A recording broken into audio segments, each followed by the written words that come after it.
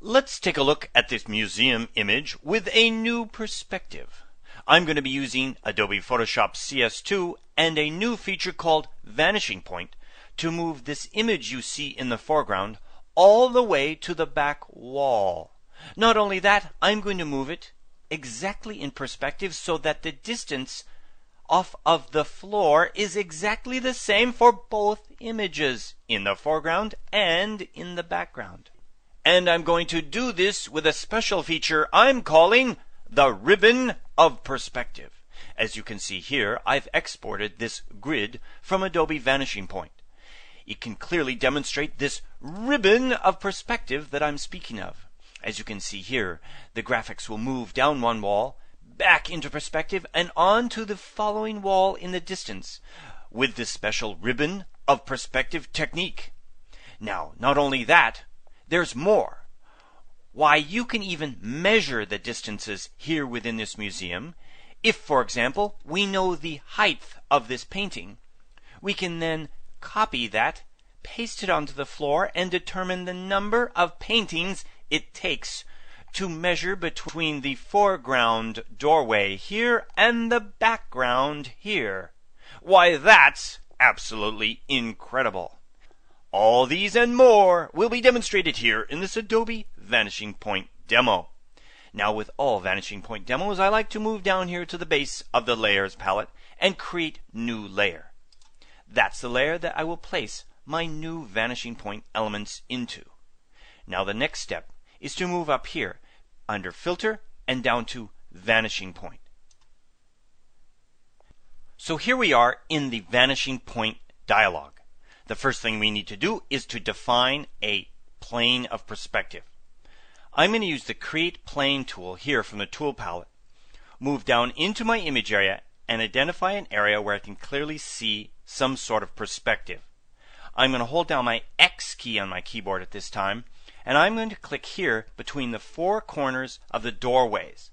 I'm going to click first here, one click, then move my mouse over to the right. It rubber bands and follows me. I'm going to click here on the second corner of this doorway, move forward, click here, and then finally over here. Just like that. Aha! The image appears as a red line around this area.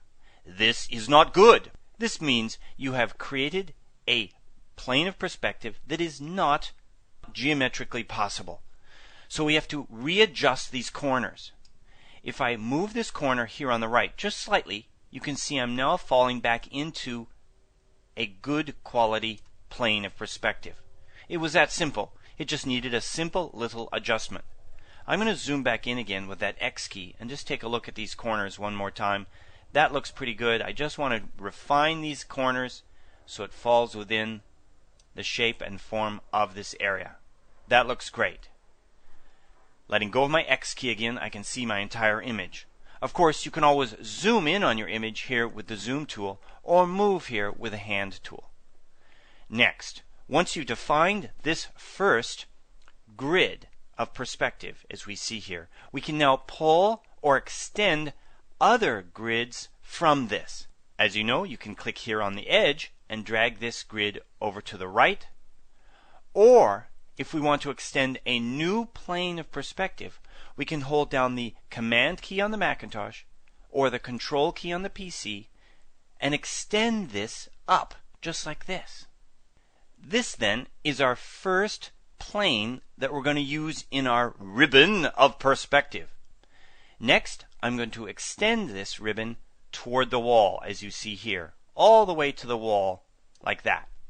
Then, holding down my Command key on my Macintosh or my Control key on the PC, the icon changes and I pull off another plane, just like that. That defines the back wall surface of my ribbon of perspective. Let's define the front surface, moving back up to this control point. Then holding down my Command key on the Macintosh or Control key on the PC, I now pull another panel just like that. I've now defined all the panels necessary to move this image here in the foreground all the way to the background. one of the key reasons I'm creating this ribbon of perspective is so that the height of the painting off of the floor will be exactly the same in the foreground as it is in the background. Now we move over here and select our marquee tool. Then moving back into my image area, I'm going to click and drag over this image. Notice that I'm selecting more than just the painting itself. I'm selecting some of the background wall and the drop shadow. I want to use this in the image as it appears in the distance. Now, holding down my Option key on the Macintosh or Alt key on the PC, then my Shift key, then I can move this over, snap it around the corner, it slides down my plane of perspective, and then back here onto this back wall. Let's zoom in on this and see what's happening. I'm holding down the Command key on the Macintosh and the space bar, or the Control key on the PC and the space bar, then clicking and dragging to zoom in on this area. Now I'm going to select the Command H key or the Control H key to hide the current selection. It's still active and floating over the surface. I'm going to use two techniques to soften this abrupt edge.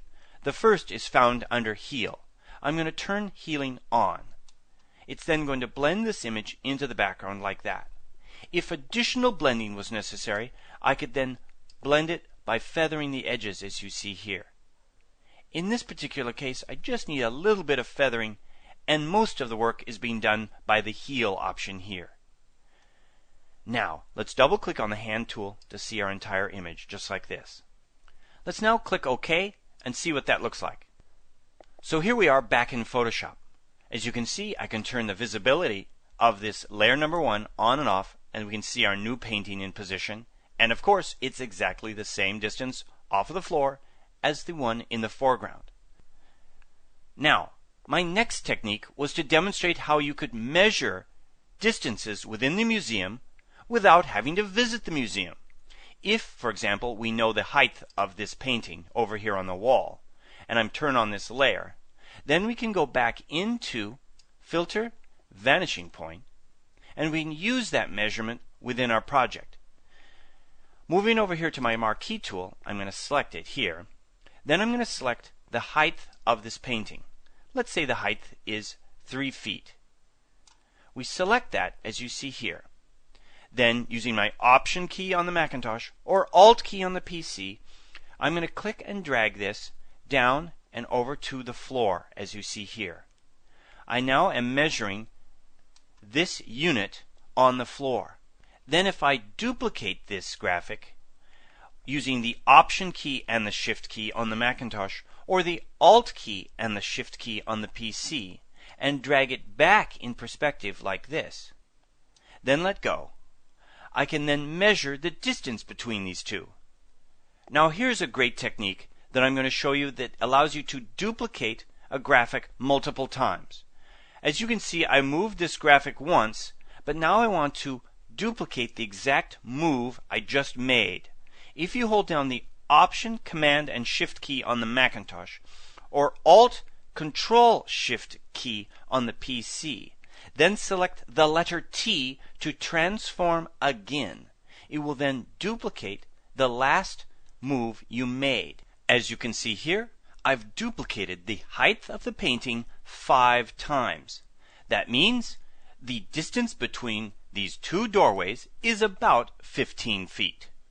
You could continue this technique and measure all the way to the back wall.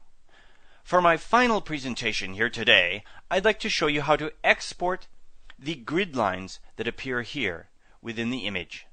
If you hold down the Option or Alt key, then click OK when you're finally done with your transformations here within Vanishing Point, it will export the grid onto your image as you see here when I zoom in. It's a very light, thin grid that appears over the surface as you can see here. So there you have it. Some great techniques for moving objects along this amazing ribbon of perspective. Give these techniques a try the next time you're moving fine paintings within a museum.